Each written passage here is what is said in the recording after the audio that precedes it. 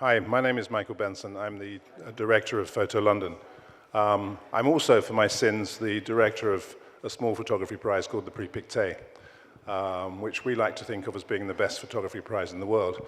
And the two speakers we have for you this afternoon have interesting links with the Prix Pictet. First of all, Martin Barnes from the V&A.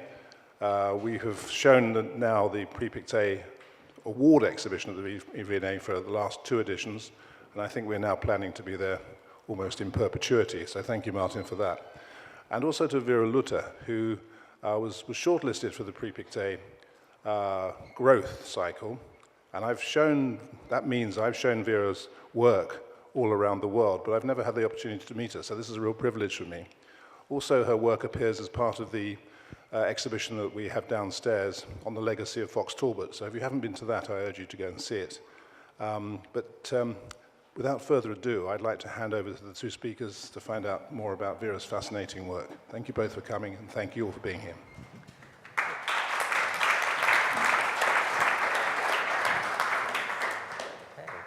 Well, thank you for coming. It's a lovely afternoon, but a nice room to be in, and I'm really delighted to have the chance to speak with Vera for the next 45 minutes or so, and we'll leave a little bit of time for questions at the end as well, if you want to ask anything. So I do encourage you also to go and see one of Vera's real pictures in the Fox Talbot and those inspired by Talbot exhibition, because seeing Vera's work in the flesh, the real object, the physical, unique object is a treat.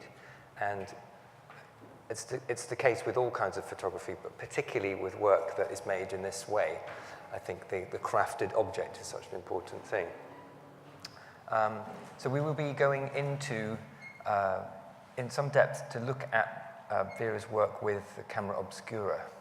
We'll be going sort of into the camera in a way, conceptually and physically, thinking about how the work is made, but also what it seems to mean. So the first slide we want to look at is this image. And I just wanted to ask you to explain the how before we get onto the what's and the why. How do you begin thinking about making work with a camera obscura? Well, thank you, Martin, for the lovely introduction and for sharing this afternoon with me. It's so nice to be in conversation with someone and not just speak alone on the podium. It's of course to some degree autobiographical. I was born and raised in Germany and was trained as a sculptress, and in 1993 received a grant to spend 9 months in New York, where I have since lived for 25 years. And when I arrived in New York, I rented this loft, of which you see a picture here, a sublet in the garment district, and the loft was on a higher floor, and the garment district at the time wasn't very built up.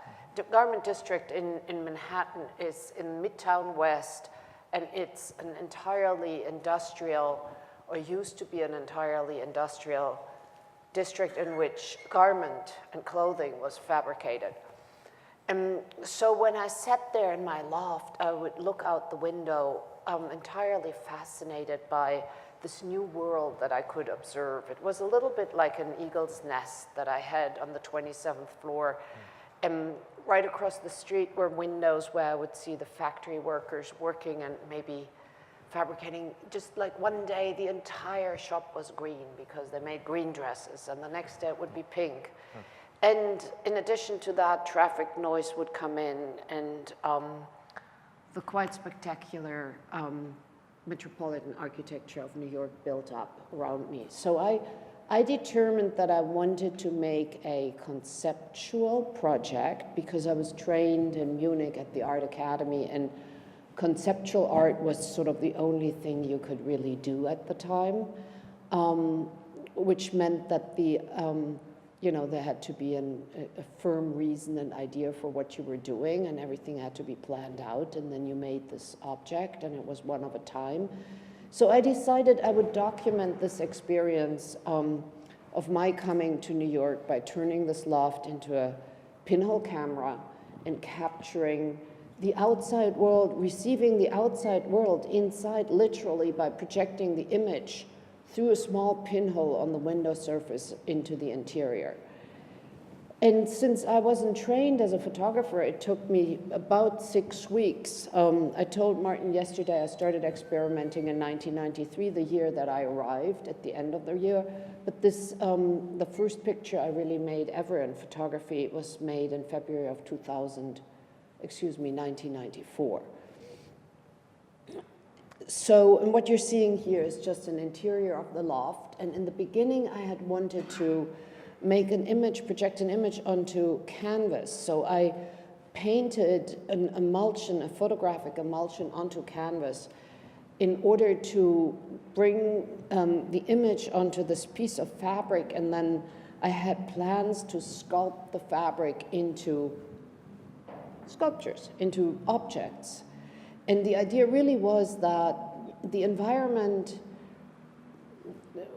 was the instrument that was seeing my experience. The window was the replacement of the eye, so it became the pinhole. And my eye physically was replaced by light-sensitive material, so it seemed to make sense to use canvas and the photographic emulsion on it and then turn it into sculpture to replace myself with it. Right. That piece of, what you're seeing there on the table is a folded photograph on canvas. And I couldn't really get that to work technically, this emulsion on canvas, and eventually simply said, enough of this, let me try to put up photographic paper. And that was the beginning of what I've done ever since, really. Had you really not made photographs before this? I had a camera. You know, I was a sculptor and I had a camera and I would document my own work. So there's some sense of, you knew the technical Not necessities. Really. It was a half-automatic camera. Right.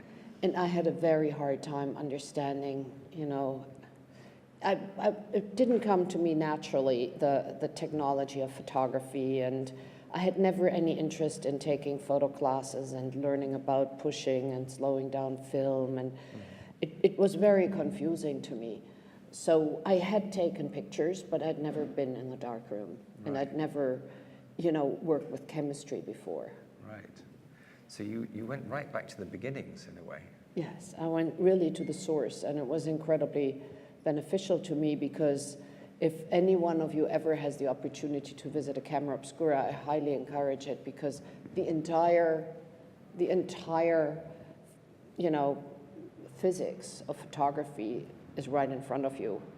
And it's incredibly simple. It's incredibly magnificent and exciting and magical, but it's very, very simple. And, you know, what can be complicated and challenging when it's theoretically explained, it's really simple when you experience it. The amazing thing about it is that you're seeing the real world as a shadow, sort of upside down, back to front, and in color, and it moves. It seems like it's a simple thing, but it's a very strange, magical experience to see that inside a darkened room. That's right. That's right. Yeah. Yeah. Up to a certain size of pinhole, you will see the projected image in color. When you go to a certain, you know, when it gets very, very small, the human eye doesn't detect the color light rays anymore. So I see my images in black and white. Oh, I see. Yeah. Yeah, it's interesting. And I think it's just an ability of, you know, that we don't have that light intensity anymore. Yes. Well, that's quite different from looking through a viewfinder where you see the world in color. Yeah. You're pre-seeing your works already in black and white. That's right, but the tones are reversed from what you would eventually produce as a print, yeah, right? you see a positive. Mm-hmm. It's like sitting in a film, only that the film is running upside down. Yeah. You're sitting in the world that plays out outside. The world is upside down. So that's interesting. Should we move on to this image? So this is what you had stuck to the wall, your photographic paper. This is Manhattan outside, upside down, recorded on the paper. Exactly. How long did that take to make? Well, the whole leading up to the image was about 6 or 8 weeks, but the exposure was 4 hours. And it seemed to be of this, you know, we're speaking about, maybe you click one forward. So that's the image turned right side up, and the two halves onto which, the two sheets of photographic paper onto which I exposed the image are butted up against one another. And if you want to go back again, so the same image you can see here upside down on the wall, and I was still debating with myself if I were to exhibit the work, would I show it upside down or would I show it right side up? Or, you know, if you want to be really linguistically correct, this is right side up, and now I'm showing the work upside down, but it can get a little confusing. So that's upside down. Yeah, that's upside down. And the fun part here is, which I often so like to point out, inside my loft, radiator pipes were running just above the floor. And I put the photo paper right onto the wall opposite the window, and I pushed it underneath behind the radiator pipes. So the radiator pipes that you see here running through the sky are, of course, kind of running near the floor, and they're a photogram where the rest of the image is a photograph. So photogram meaning being an element where the light, it's a shadow. The light was simply blocked out and couldn't reach the photographic emulsion. So that was my first image. And when I saw that and when I shared it with a couple of friends that I had made in New York, we got pretty excited about it. But I said, no, I'm a conceptual artist. I'm just making one of these and then invent the next project. And someone said to me, you know, this is actually something very special and you should think about this. Don't move on so quickly. And I heard that, and I, you know, was able to let go of all the dogma that I was trained in and sort of allow myself to experiment further with what really fascinated me. So that set the template for a way of work, a method, a conceptual framework, but also a recognizable visual style, which is very recognizably Vera Lutter straight away. Yeah, I'm happy to hear that. Yes. Apart from the photogram element, perhaps, is that something I thought I'd work with it, and then I decided never to push anything in my images. I thought for a while to play with it, because you can, of course, arrange things inside the camera so that the light is blocked out and make that part of the image, but that's more like a theatrical, you know, it's like directing a theatrical piece and setting up a scenery. And I've really, really decided to photograph the world as it is. That was very important to me, that I haven't made any arrangements in the outside world, but somewhat in my very own way document what I find. Yes. And so if there are photograms and earlier images, sometimes there were tables in a room that I couldn't move, but very few, very few. Yeah, it has mostly gone away, the photogram.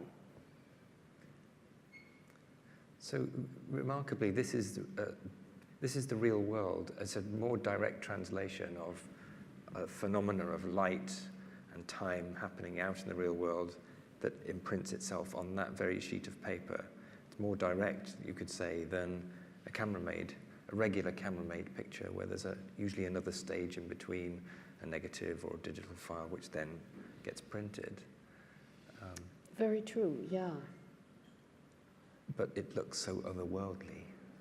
Yeah, it's very interesting. I made that firm decision to not work with an optically carved lens or install film, which conventionally in photography gets copied into paper and enlarged and editioned and, most importantly, transferred into a positive image. I decided to skip over all those steps because I wanted that very direct transformation from my experience into an image. I wanted to invite the viewer right into my room, my vision, my experience. That's also where the scale comes in. The scale reflects the architecture of the room in which I made the piece. It's not just big, you know, not just because I thought, okay, I make an 8-foot by 8-foot image today, my first photograph, you know, and I didn't know how to handle anything. But because it reflects the architecture, and when someone stands in front of that image, my idea is that the person can actually enter into that space. Yeah. But yes, it's turned otherworldly, and I quite like that tension between affirmation and recognition, and yet this, what is this, right? This ghostliness. So to invite someone to double check the environment that we live in and the world we see. Yes. So then, once you've discovered this phenomenon, and you make it your own, you're able to produce pictures in this way, the next question is, well, you found a technique, then it's about subject matter, concept and subject matter. So did you start to think about subjects that you might apply this technique to when you were making these first pictures, or was it still more experimental at that stage?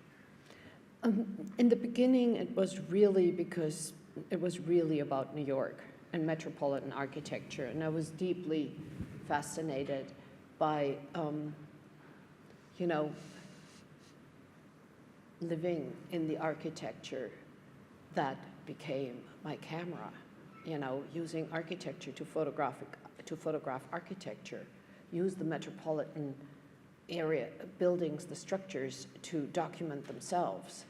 So, you know, it was just, for me, an incredibly exciting new beginning to have moved to New York City and to an entirely new culture, country, continent, and language, and all of which I sort of explored in looking at my immediate surroundings. So the first years I definitely spent in New York.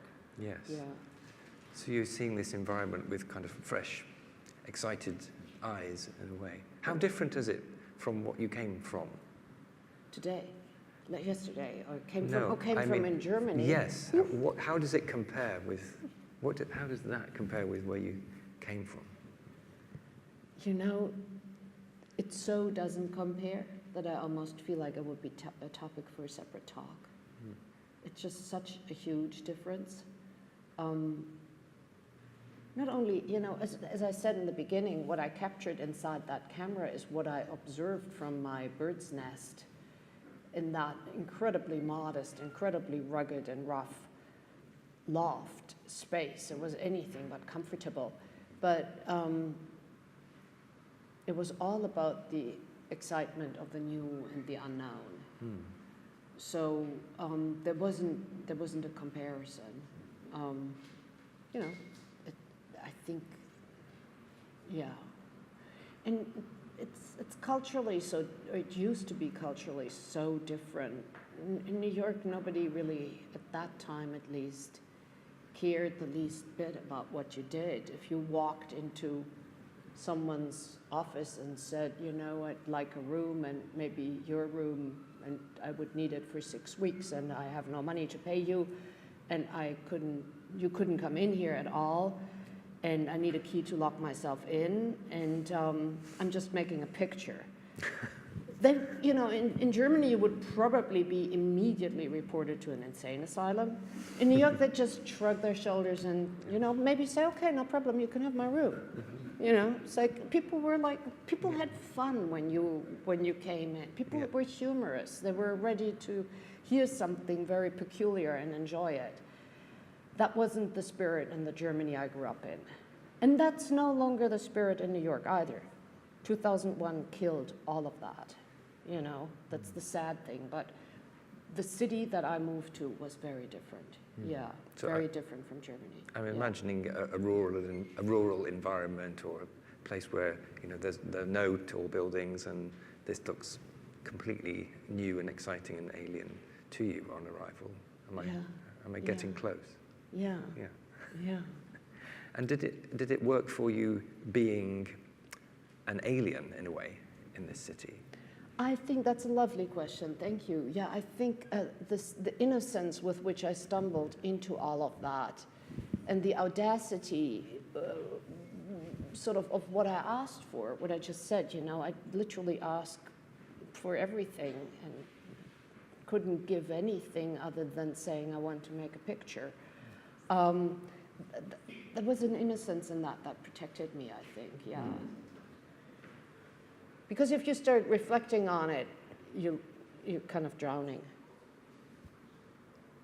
This is Times Square, and that was made in 2007. So over those 25 years that I've lived and worked from New York, I've regularly returned to that subject matter and observed it and photographed it. So by 1998 I've moved on to other topics, but I've returned to document the city in my way. Right. It's a refrain. Let's move on. So this is often quoted as your most famous picture. Why do you think that is? Yeah, I was surprised. It was really, if I remember correctly, the third, I call them projects. Every project is a setup of a camera and results into several images. And PepsiCo was my third project in New York in 1998. And I discovered it simply by, I spent a lot of time on a bicycle in New York, exploring the city. And I found this icon. It was the logo on top of a factory roof, and was just very fascinated by it. And I guess, I don't really know why it's my most famous image. People just love it. People love it, and I suppose there's there's a lot of magic in this image. There's the pop cultural icon, you know, that this logo represents, the writing aesthetic of the 30s.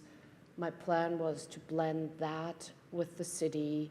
I love the theatrical setup of the scaffolding on the rooftop, you know, that looked like a stage set supporting the letters. And then, ironically, which you will see in the next image, if you click forward, as you can see, I'm behind the sign. And so the sign reads left to right from my viewpoint, but because the camera reverses everything, it becomes right to left, which is sort of a lovely byproduct of what I do. It wasn't the reason why I went up there, but it all kind of played together and came together in this fairly magical way. Yeah. I mean, but maybe you can tell me why it's so famous, because... Well, I think you just did my job for me. Okay, good. No, but I think absolutely, it's the aesthetic of the lettering, it's the grid in the sky, it's the reversal front to back, it's the kind of the backstage behind the scene of the American dream, isn't it?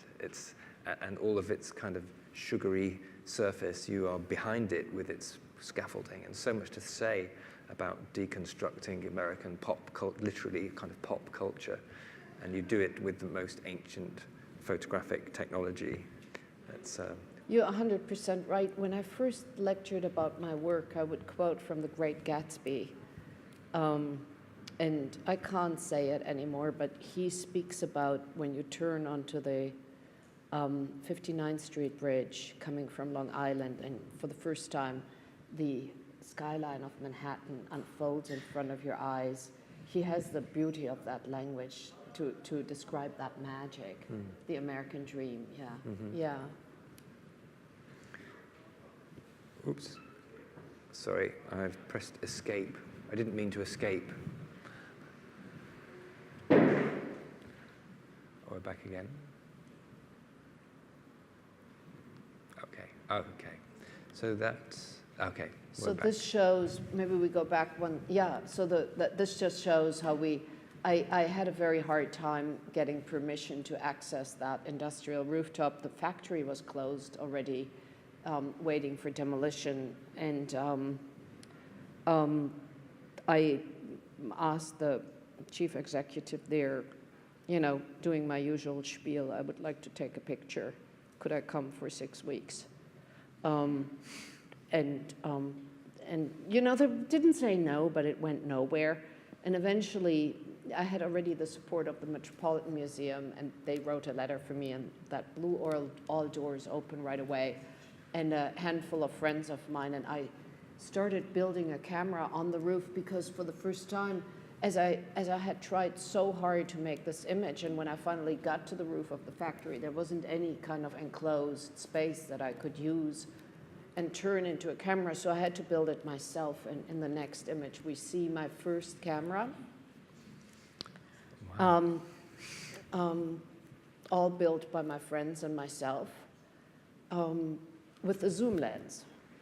So that pyramid shape that protrudes out is a zoom lens, Wow. if you didn't recognize that.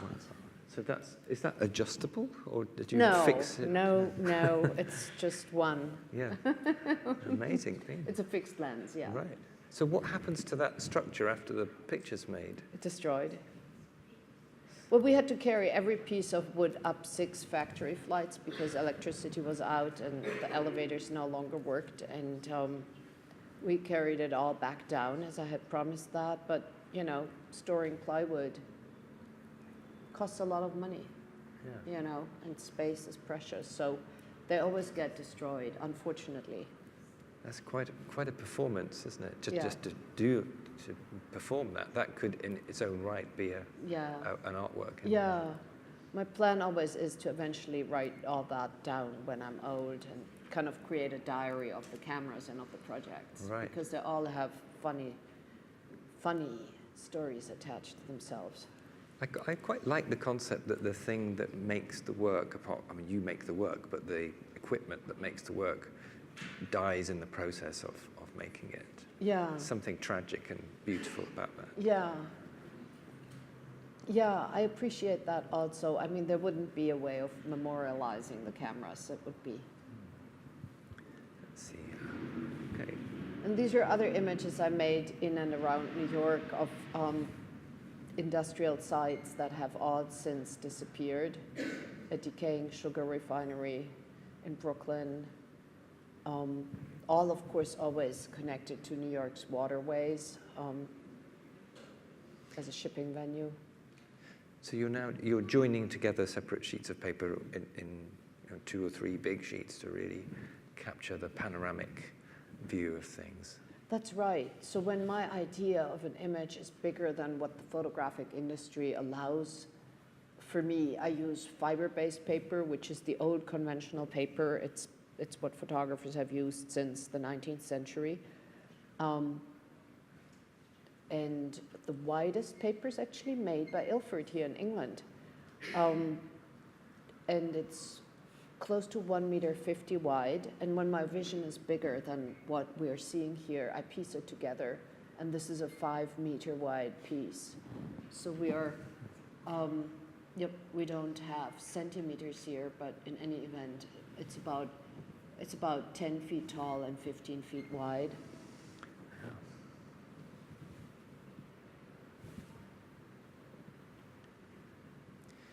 So now we're very squarely in a kind of, we're setting up different subject matter, and I'm kind of curious about, because these pictures take so long to make and you commit to make a particular scene, you're at a point now where the pictures are building and there's a sense of your subject, your ideas begin to become clearer as a viewer. And they're about industrial buildings, they're about city architecture, but also, more particularly in these, about a kind of fading industrial past.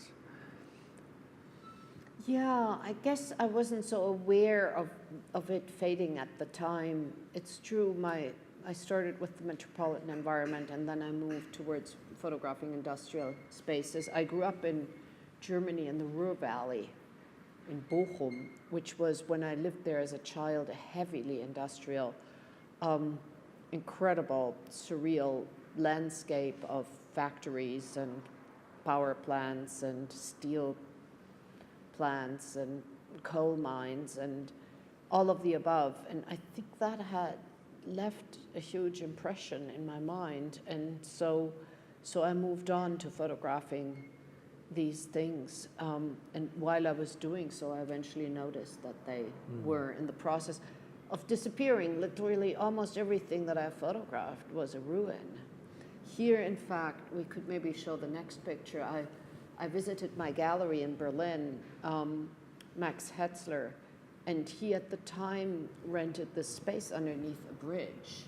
And I visited with him, and behind this wall was his little office desk, and in that arched wall, a little window which looked out onto the river Spree and the opposite shore with the industrial sides of Berlin.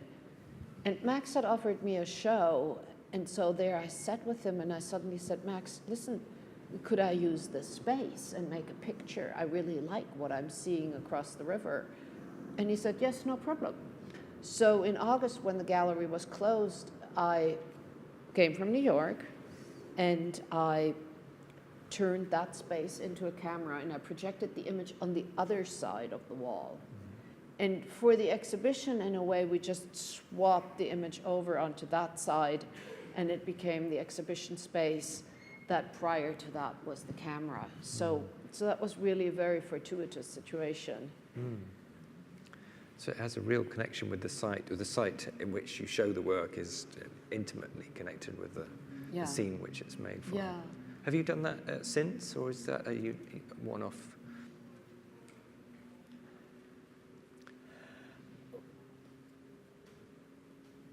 I don't think so. I don't think so. I don't think it has happened again. It seems like a very specific way to exhibit the work in the space in which it was made. It has just, it has to all fall into place in order to work. And there it did perfectly without any effort. And in that immediate, true way, it hasn't happened again. Yes. Wow. So from Pepsi Cola to Zeppelin. Yeah, so I've just seen the fabulous Picasso show at the Tate, and the quote in the first room is, all works, it's maybe slightly different, but the work, in a way, creates a diary. And that's exactly right. That's what Picasso said about his own work. And that's exactly right as I look back at what I myself did. And so often people ask me, why don't you go and photograph an airport again? And I just say, I did that. And it's like saying, we don't go back in life and do the same thing again. In any event, starting from exploring my new surroundings in New York, having moved into, I think, what I understand myself as more of a biographical subject matter with the industrial spaces that I photographed. And there will be more images that we show you of that sort of part of my work. I've moved on to photograph planes and trains and cars, means of transportation and voyage, and that was also a reflection of my trying to cope and understand, my transition into a new continent and into a new culture. And so in many different ways, I've photographed these means of transportation. And this is an interesting situation where I was invited to photograph the Zeppelin, which was newly being built in the south of Germany, near Lake Constance. There was a big hangar, and the Zeppelin was in there being built for a long period of time. And I rented a shipping container and set it up inside the hangar and exposed this image for 4 days. The hangar doors were closed. They were concerned about vent, and this gas-filled object shouldn't move, so everything was very still and fairly dark. Dark in my work is light, and so you see this image, and then we click one forward, And this is the exact same image that I made in that situation. But to my great surprise, after 2 days of working, I got up in the morning from my little It's Prince Harry on his way to the... Ah, you hear him. I got up from my little, I looked out the window of my little apartment that I rented. When I do these projects, I move my life, my darkroom, my studio, these days also the people that help me make the work, to that location for the course of a month or two. So renting an apartment in that town near Lake Constance, I look out the window and it's like, oh no. The object that I was currently photographing was flying in the sky. What now? So I ran to the hangar. You didn't tell me, whatever. They brought it back in, and you can see in the outline of the image, these are of course all stamp-sized images compared to the scale of my true work. You know, the piece is probably just a little bit smaller as the back wall here. But you can see a shadow outline from which you can make out that the Zeppelin was located before in a different place. So they brought the Zeppelin back in and placed it almost in the same location, but not quite. And that's, but while it was outside, I continued my exposure. So there's this effect of translucency. You can literally see what happened. It was there, it wasn't there. And these are really wonderful, magical, if you wish, I mean, it's all physics, of course, but when working on them and when developing a print and seeing what happened, there's a lot of feeling of magic there. Possibilities that just reside in the technique that I've chosen to employ. A 4-day exposure and many things evolving. And I've kept those two images as a pair simply because I feel like they so belong to one another. The first image we showed you is also much lighter in color, in tonality, and that being dark in my work means the hangar doors remain closed. So when they open the hangar doors, light floods into the space, and I'm getting a much darker image.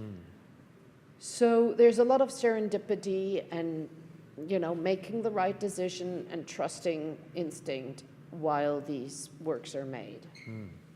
Such an incredible compression of time made visible in the pictures.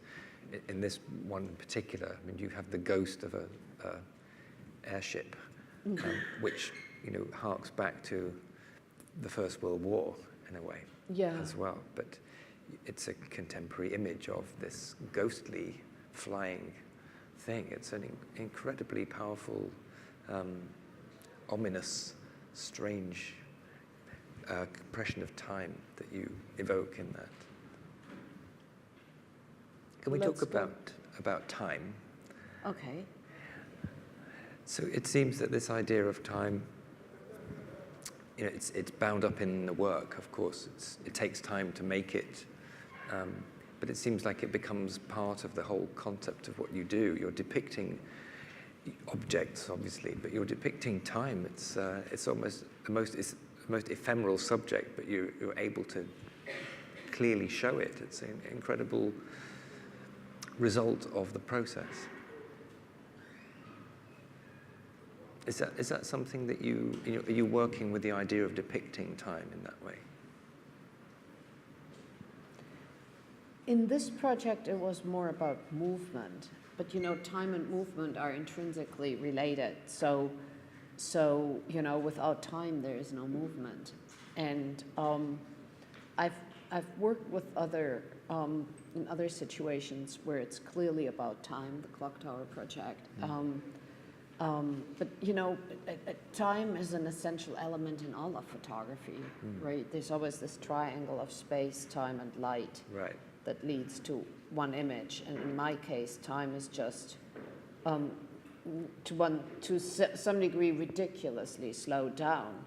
I've just concluded an exposure where I'm currently working of 7 months. And, you know, the much faster image was a 92-day exposure. So, but they aren't made to take that long. They just take that long. Yes. You know, so time is in them, but I'm not looking for situations to be really slow. It's more like, okay, I want to do this. Oh, wow, that's what it takes. Do I have it what it takes, or do I not have it? You know, so it's not the time Olympics of Yes. what I'm doing. Yeah. By now, you've built up an incredible knowledge about, well, all of the practicalities of how long it will take, or a particular scale of picture in a particular quality of light, maybe. You know, how does one work out that this is going to take 6 months and this is going to take 2 days? It's really all experience. It's all experience. When I sit inside the camera and I see the projected image on the opposite wall, I see whether it's bright or dark. And I see, you know, I have accumulated experience on how long that exposure would take. And more often than not, I'm right about what I decide to do. Yeah. I mean, there is no history of doing what I'm doing, and any photographic calculation, you know, it gets very technical and it collapses because the material wasn't designed to be exposed for so long. Right. They're, you know, complicated words that I could throw out that nobody is interested in, but all predictions fail. All photographic, you know, chemical predictions fail with how I employ the media. So we're looking at more. I've moved into shipyards, Yes. you know, in that context, and we should look at time because time is moving. Yes. So we're still like the beginning of the work.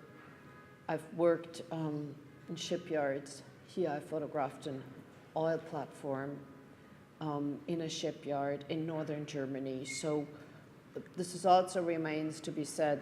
It is very, very hard to gain access to these sites. And I will go to sites where I'm invited. I'm often traveling enormous distances to make an image simply because there is someone who says you're welcome here. Even though there's, of course, a shipyard outside of New York somewhere where somebody is building an oil rig, but, you know, maybe those people don't feel like inviting me in that day. So that's how these situations come about for me to make the work. So we'll move a little bit more quickly through more of the images, and maybe let me know if we'd like to pause on any in particular. You said something so nicely about this yesterday, of terrible beauty. Oh, I think this is sublime in the 18th century sense of the word, which is, if you read Edmund Burke, it's an inquiry into the difference between what is truly beautiful and what is seen as kind of terrible and awesome, awe-inspiring. And it's about beauty tinged with terror. And that, to me, is a kind of terrifying but beautiful thing. It's to do with scale, and it's the same feeling you might have on a mountaintop, but it's a man-made, sublime creature that you have, you know, seen and witnessed as a dream-like, sublime, terrifying, beautiful moment. Yeah. And that's very much what it feels like when I set out to make them.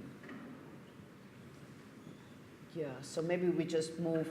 Every image has a story, and I love telling these stories. That slows us down, but it's also humorous in certain. Let's go back to the one we'll probably just show a lot fewer slides than we prepared, but this is a fun picture. So here I was asked to make an image for an exhibition I had in Switzerland at the Kunsthalle Basel, and I found a location inside an industrial building near the Rhine harbor of Basel.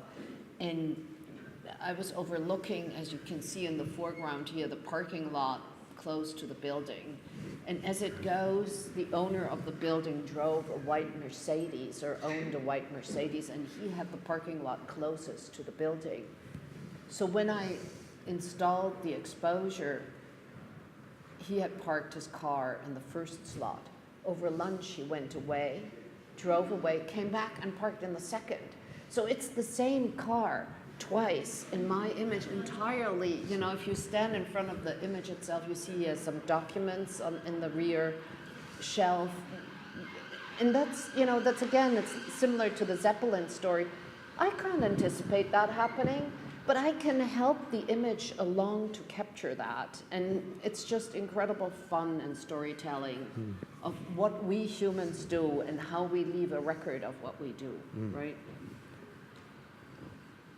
I moved to the Frankfurt airport where I was invited to photograph in April of 2001.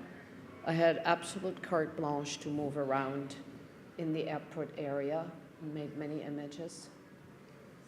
Ah, there we are. You can see my container camera there.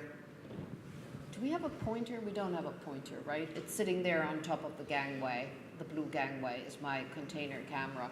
And photographing the next image, let's see.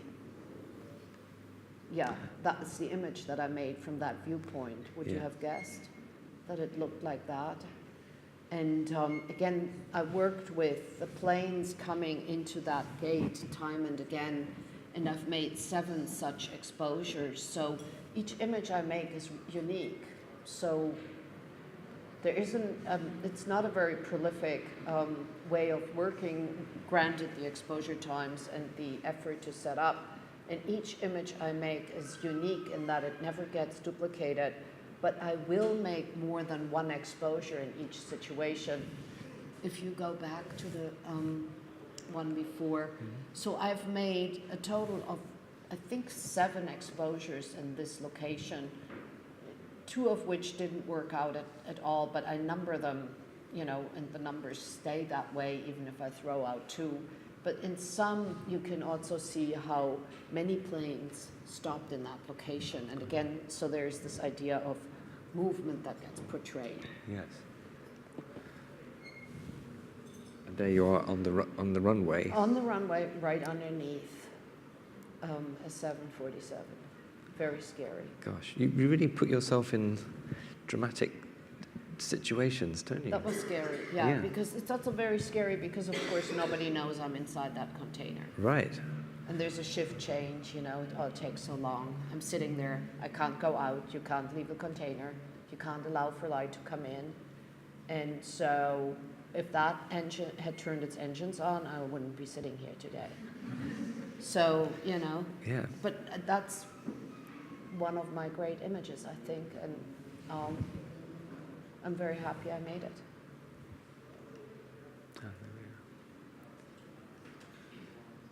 Oh, we're getting to London, which is fun. Yeah. London. Yeah, so I work with Gagosian Gallery here, and the gallery also in Britannia Street has some of my work on view, if you feel like seeing some images of mine in flash. And they, in 2004, they proposed to work with me here and said, why don't you come to London and see if you want to photograph anything? And when flying in, I looked out the window and I thought, it's like, whoa, this is really something, this big power plant. And I came to the gallery and the director of the gallery said, I'm taking you to a very special place today. I want to show you this power plant. And so he had already thought of Battersea, and I had seen Battersea from the plane, and it was again one of these perfect matches. And over the summer of 2004, we can quickly maybe click through this. I made a series of images that were exhibited here in London, and it was fun because the people really enjoyed the work. I could tell Londoners loved it, and that's what Battersea looked like at the time. I haven't been back since. And let's click further. Just for those of you who have never been inside that power plant, some of you have, but the scale is absolutely incredible. So you see the truck driving in. Battersea, I don't recall the entire history, but it's the biggest power plant ever built. And it didn't operate for very long. And then I guess people didn't really know what to do with it. And one of the less fortunate ideas was to destroy it. And how do you best destroy anything? Yes, you demolish the roof, right? So that's what they did. They took the roof off the interior space. So anyway, you're inside, but you're outside. And we're setting up, maybe you go back for a second, Yeah. we're setting up the container inside the turbine hall, which no longer has a roof. So I don't know if we want to maybe stop here. We prepared a lot more, but in conversation with Martin, we had so many exciting things to talk about. What do you think? Our time is almost up. We'd like to leave a bit of time for some questions. Yeah. I think it'd be nice perhaps to say a little bit more, a couple of minutes about what you're doing most recently. So should we skip a little bit ahead? Let's see, where do we... It doesn't come for a long time. Okay. But So, we can just click through pictures if you don't mind looking at them. So, well, what one might do is open up for a question or two, and then if we've Yeah. got time, we'll why recap with not? what you're up to right now. So, gentleman here. Yeah. You said you didn't want to get into all the long words, but I'm interested in some of them, though. I'm not an expert in the chemistry. Do you ever have to, make your own chemicals or your own photographic paper to do some of this? You mentioned having to use the stuff that the industry produces, but do you ever create your own material?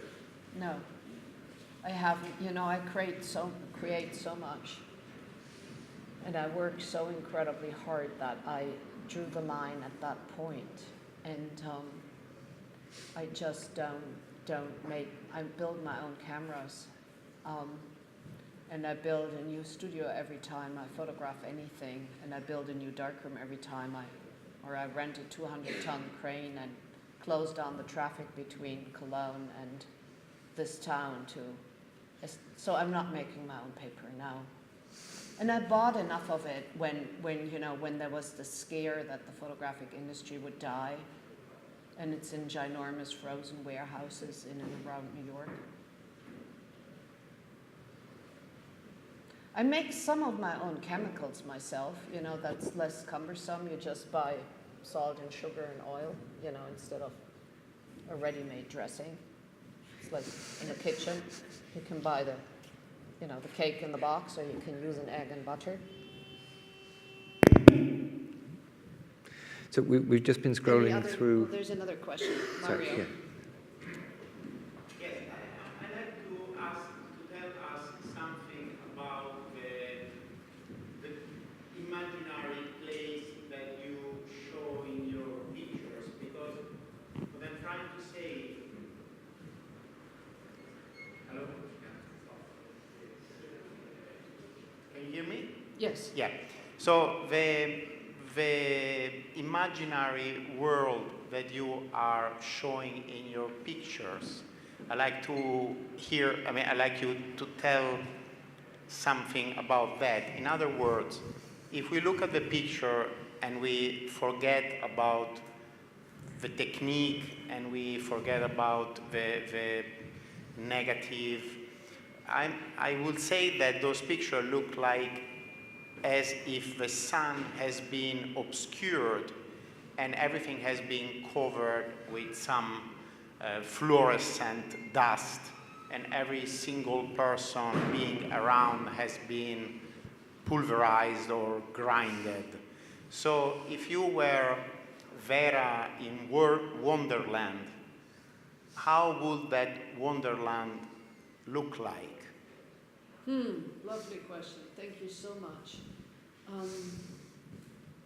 I always appreciate when someone takes us away from, the whole setup and process, how things were made. I myself talk a lot about that because I feel like in some ways it helps understanding how I get to the picture, but then if you're in front of it, that's what you're left with. And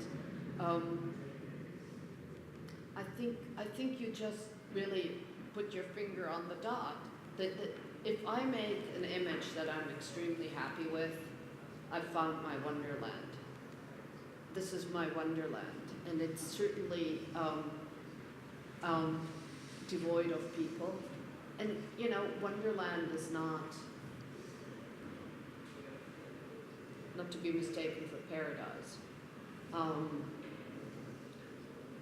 There's a lot of people saying that there's something post-apocalyptic about it, but, you know, I'm not really looking for that. I'm looking for the mysterious aspect in the work, because I think it intrigues people to look again and try to identify, because I like to think that it kind of encourages us to look differently at the world we live in, you know, not just for the time that you're in a gallery looking at an image, but, you know, experience differently, experience with greater inspiration and excitement.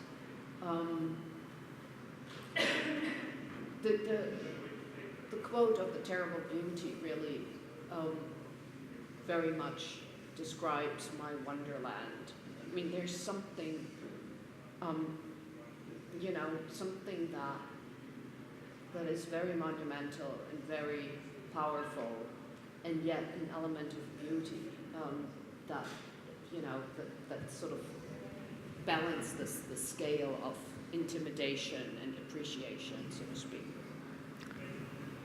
I think we have to stop and leave it there, but thank you. It was a really nice point to finish on, and thanks for your question. Thank you very much.